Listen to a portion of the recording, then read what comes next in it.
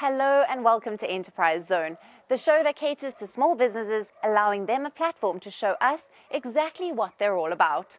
As we do on the show, today we are in Camille Drift West to meet up with a gentleman by the name of Chris Silo Marby. Chris owns a company called Chris Pets. Join me as he shows us what it is that he does here on his farm, and we meet up with some of his furry friends.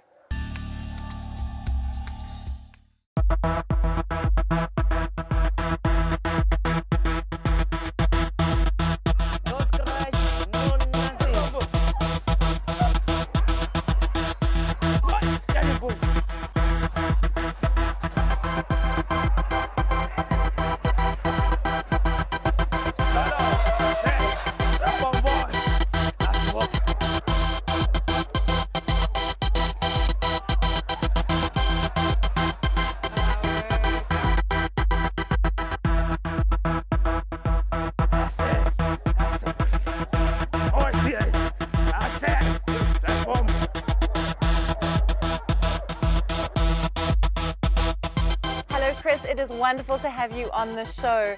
So tell us about Chris Pets. How did you start your company and what is it that you do? I started my company, registered it in 2008. It was a November company, that's when it was born.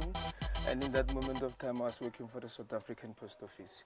Okay. Yes. And what is it that Chris Pets does? What are the services that you provide? Chris Pets provides services of dog training. Selling of puppies, selling of dog food and accessories, delivering of dogs around, collection of carcasses, kenneling the dogs if you go to a holiday.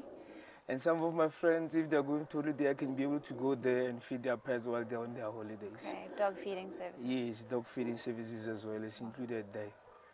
That's fascinating. And what is your story? How do you go from working at a post office to becoming a dog trainer and getting involved in the pet industry? In fact, it started a long time when I was a small boy. When my peers were playing soccer, I was having a dog. Okay. Yeah, but in that moment of time, and I was in primary school.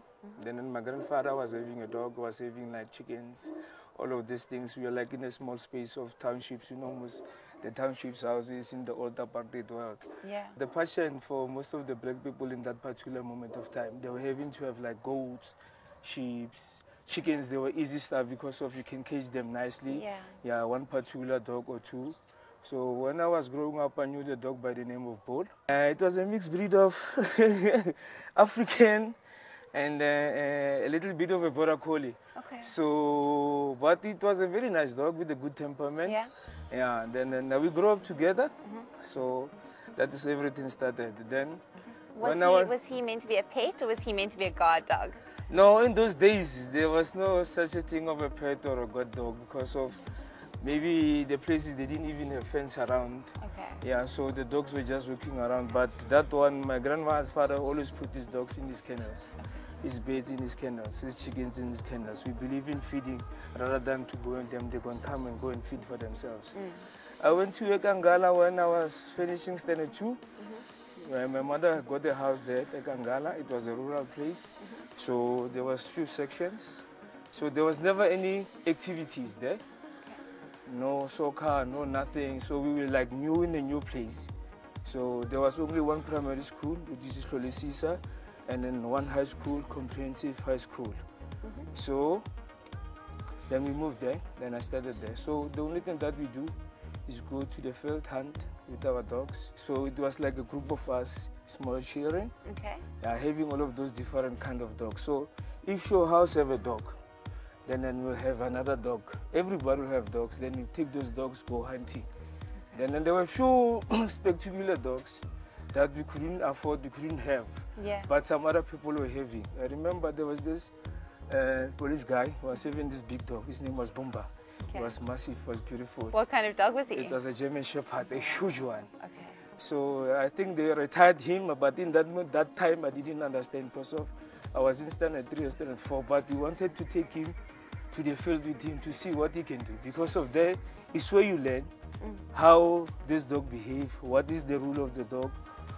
Sometimes it comes naturally. You can understand now in the process, we start to understand if there is a snake, which one is going to show us where the snake is. So if maybe a tarantara stand up and run, then the other one will chase the shadow until it drops. Then it stand up again, it will chase the shadow until you get it. So you'll get it alive, no problem. So in that way, yeah, you in that way started you to learn started the now, nature of yeah, the animal yes. and Then the you can different start, yes, skills. because of they everything now started to have an enlightenment to say, but this dog, it looks like this can do this. This dog, it looks like this, it can do this. Then it's when now I started to see the differentiate between them. Yeah. Then I have this other dog. It was I found it in a accident. It was between the road of Moloto and Kalinen. I was going for standard 6 in that moment of time. Okay, and Yeah. this dog that was injured, It was a you puppy. took in? Yeah, it was like a 4-month-old puppy. Yeah, it was like a mix of a German Shepherd and a Mali, I don't know. Okay. But I got the pictures of the dog. Yeah? Yeah, so I said, at least can I take the dog? Because so far, you guys are going to the hospital. And they said, no, you can take the dog. Yeah, then the ambulance took them away. And you then, adopted yeah, their then I dog? adopted the dog. Yeah. And then did you learn how to train a dog Yes, from that experience? from that one. Okay. Yeah, because and of take us through some of the skill set that's involved in training a dog. No, first of all, you have to understand them. Okay. Yeah, you cannot train something that you don't understand. Yeah. Yeah, you have to think the way they think. Yeah. Just imagine, if you're a teacher, then you have a classroom of children. Yes. And then you are teaching close to 20 children in the class. And then they can talk back to you, but still some of the children failed. Yeah. So now you have an animal, it doesn't talk back, it looks with you, the actions. Absolutely. So that and you have to learn their body language yes, and the way yes, that they in the behave. process, the body language, you have to understand what can break them, what can move them, what makes them happy, what they can be happy with when you play with them, what can you praise them with. Yeah. So it's a little bit of a process and an understanding, but it comes with a lot of wanting to know and passion. Okay. And what is your method? So I hear you saying playing with them and things that they like. So do you believe in training them with positive reinforcement? Yes, that's the only way to get them correct. Because of if you reward them and then you praise them and then they can feel, no, I'm doing the right thing. Even when you reprimand them, don't reprimand them and at the same time leave them. Reprimand them, when they did that, praise them. Okay. Then they can see, no, And I they was learn. doing wrong, but now, if he does that again, you can do it 3 times. It will depend on the breed, but the 4th time, no, it's not going to do it again. No harshness, no nothing, just the voice and understanding and the trick chain. That's it. And is it that you have to be the boss? You have to be in control and then they submit to you? Is that how it works? Yeah, that's how it works. Because of if you're a handler and having a dog like a Rottweiler in your hand, and especially Rottweilers, we use them for patrols. Yes. The dog is being taught how to bite, then it will. And at the same time, it will take chances. Okay. You need to have firm hands. You need to have your weight. You need to. That's why it's very important.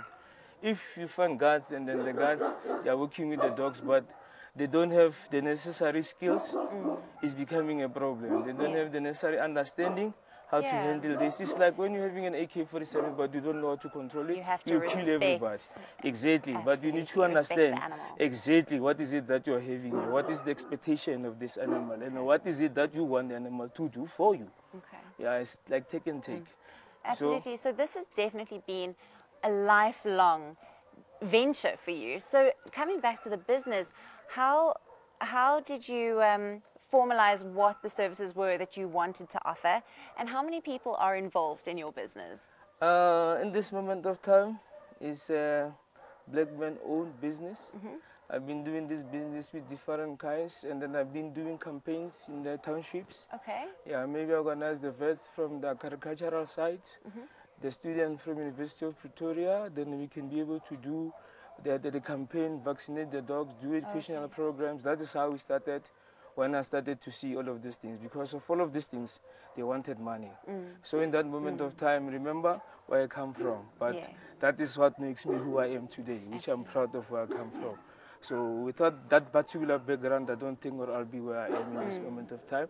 And I'm still looking now forward for growth and bringing this business and having a lot of people working and understanding, and then bringing children from townships coming here, knowing exactly, understanding what is a dog or why are we having this, and then And provide some kind of education and understanding. program, and then so that they can be able to understand, to say, okay, these dogs, they can be able to be a service to us in the end of the day. For example, you find a person is lost in a mine shaft, they'll use a dog to find that particular person. That's fascinating. Exactly. You'll find maybe there's a 'Cause rescue. one would always think more of a dog as a guard dog, dog, but they do provide so many other things. Exactly. As an example, a blind dog. Librador supply a way and then a vision and a street for a blind man. Absolutely. You understand? You see how fascinating they are. They come in a different ways. You've got your border collies, where maybe they'll monitor the sheep. Yeah. Making your life. Because of, I believe God created all of these animals for them to ease our lives.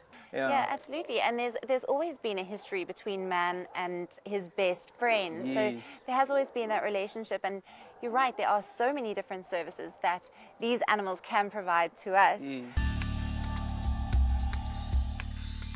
What an inspirational business success story that comes from a passion and a love for animals.